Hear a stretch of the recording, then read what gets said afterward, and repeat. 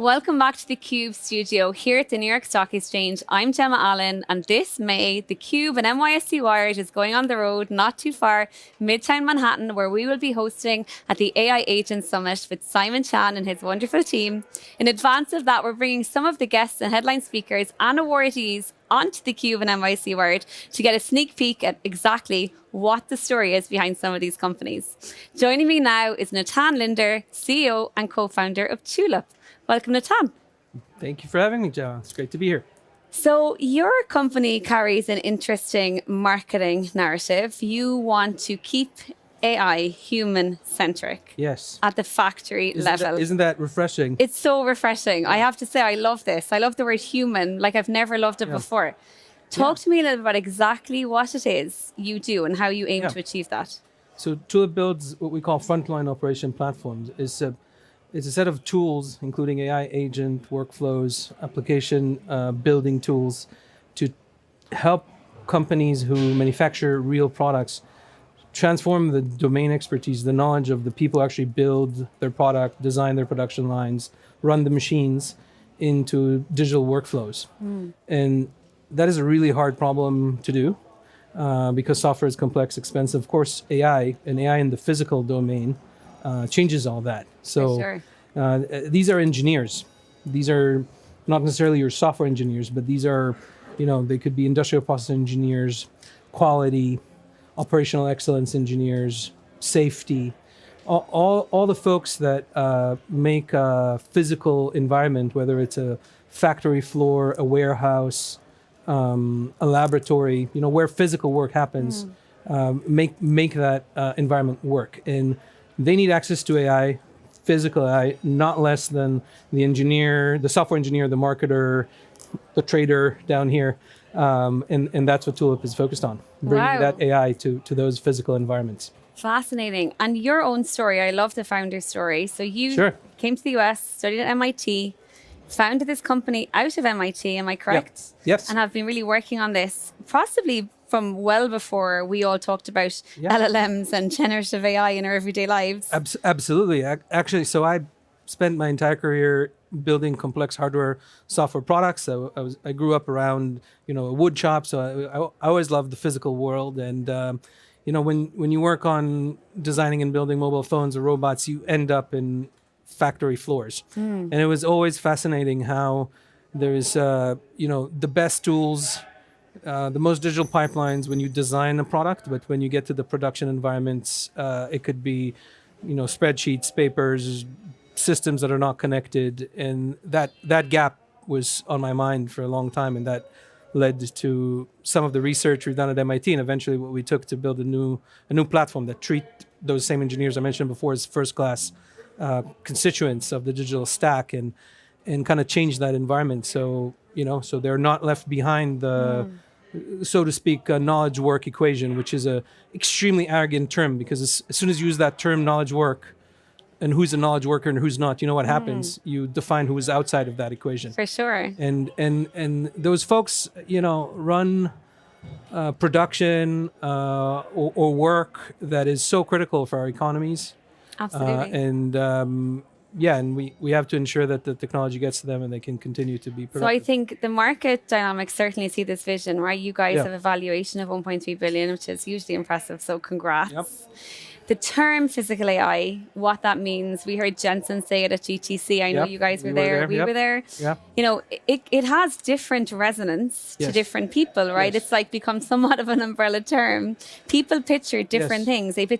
We saw robots cartwheeling around GTC, right? Like that might be one person. So many robots, actually. So many, right? And many of them, were doing interesting things like, the tricks, and some of them were carrying stuff. And that's certainly an incarnation of physical AI. And I think another very common one is the self-driving cars. And I think it's really about what type of models and infrastructure is enabling what type of application. So, of course, when you're thinking about training robots, that's very clear. Like, why would AI be a very useful tool for that?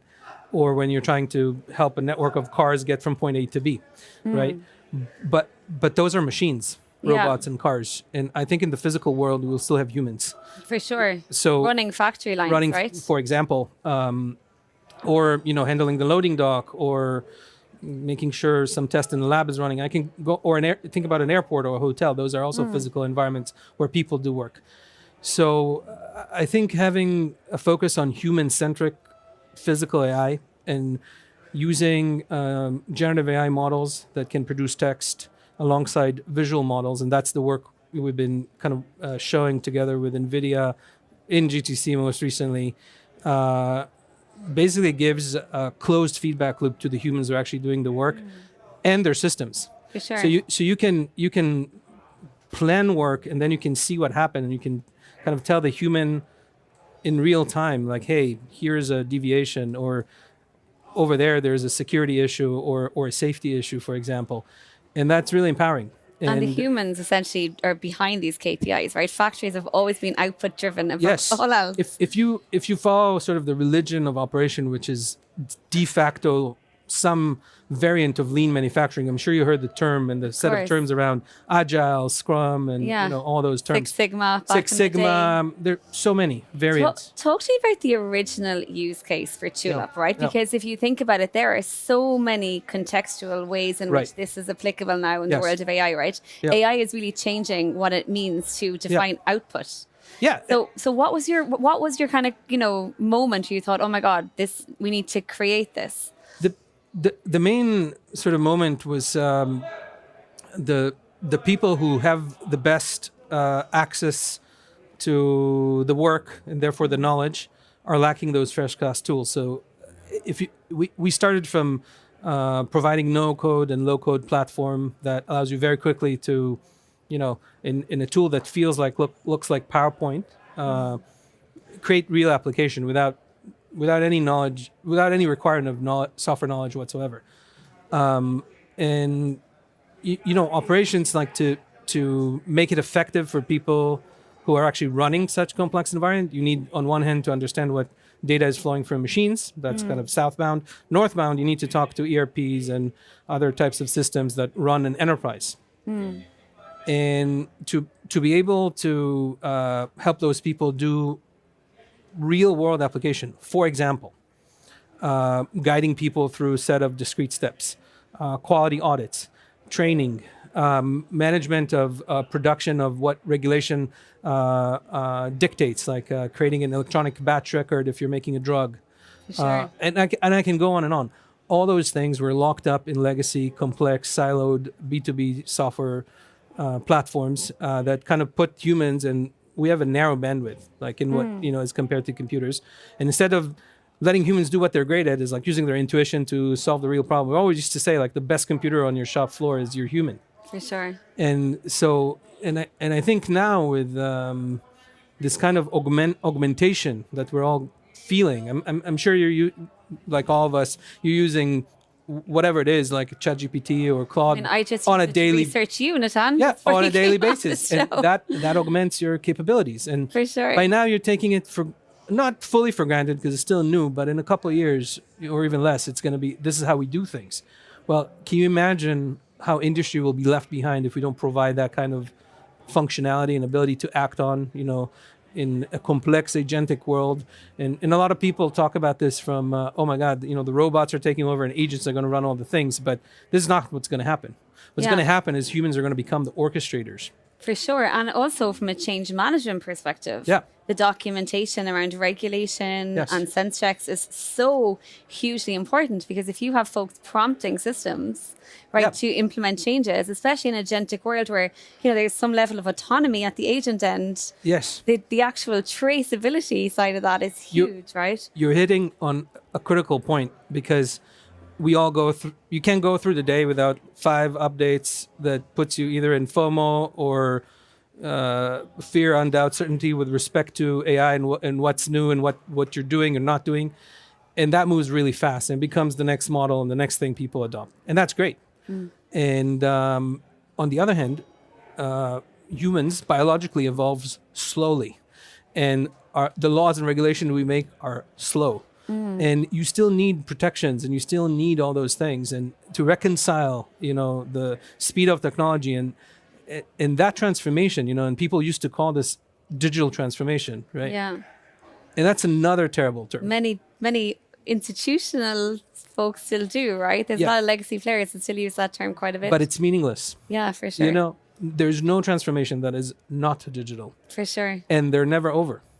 So you with the Tulip perspective, how we think about it from through the lens of continuous transformation.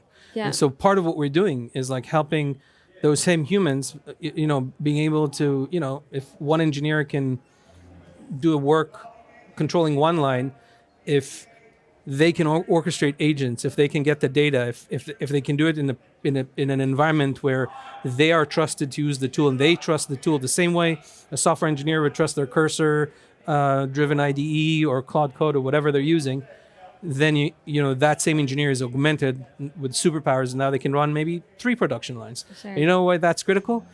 Because we don't have enough people in manufacturing in the United States or in Europe. Sure, it's a global problem. So talk to me, last question, a little bit about the vision here, especially from the perspective of scale. Yeah. Do you envision a world where this is almost like a version of GitHub, what GitHub is for software engineers, So for for factory, leaders? Like, what is your view here? Is one blueprint that, iterates based on industry? Yeah. So first of all, we're already living the dream to a degree. So if you go to Tulip Library, it has those blueprints and it's a community, and there's thousands and thousands of engineers that can actually now share best practices and all the way to context and agent. So content becomes context, and it's shared and it's available. So that's a reality that's happening right now. I don't think those engineers were organized the same way software engineers. So this GitHub point you just made, we are thinking deeply on that point, and I do think that will happen. But I think the data and the horizontal knowledge that we're learning, because Tulip is deployed in, tier 1 pharma manufacturers and luxury good manufacturers and industrial manufacturers, and you're like, what's going on here? And it's manufacturing is manufacturing is manufacturing. The first principles of production systems are not going to change. You're still going to want to manufacture on time, on quality, and so on. So building that into agentic tools and models eventually is certainly part of the vision. Working hard to make it happen, and doing it very, very close to customers, because the tolerance for folks in operations to, hype technology stories over like, how is this solving us a real problem that helps us, get the result we need, whatever it may be. From their perspective, is critical. They're not tell us stories type people. It's like show me how it works type people. So that's what we're doing, and and believe that will scale Tulip quite nicely the next few years alongside with our customers. So love it. I love the fact that also there's an element of human control in the narrative, right? We're not roadkill. We are part of an iteration for our future. So we are not a powerful message. We are not roadkill, and I think that it's a powerful message. I also believe that the flip side is very dangerous, to think that we will just kind of which is becoming an increasingly looming reality, though, right? On the other side, we hear, if you follow headlines right now, as a knowledge worker or, blue, white collar, there is certainly a lot of fear out there, right? Yeah, there is a lot of fear. And I think we've heard over the past several years, keep hearing this word, I'm sure, here in this studio, how we need to upskill. Yeah. The workforce, and I think AI, and especially human-centric physical AI, like we're doing, is phenomenal technology to help upskill those folks, and we need them. We need them for our economy to stay competitive, and it's almost as if operations manufacturing has a bad rep as an industry, and perhaps there's kind of a silver lining or some bright light here that not a lot of people still see, but I'm an optimist, and like if we're able to pull the people who might not celebrating that, and no stretch of imagination might, some job will be lost to AI in the knowledge work domain, the pure knowledge work domain, but they end up in a new knowledge work domain, which is operations. That's actually winning. Yeah, it's like moving up on the value curve. Well, to quote Jensen, it's not about doing more with less, it's about doing more with more, right? It's about doing more with more. Absolutely. Very interesting story. Look forward to seeing you in May. Thanks so much for coming on Thank you for theCUBE, having Natan. me. It's been great. Thanks a lot.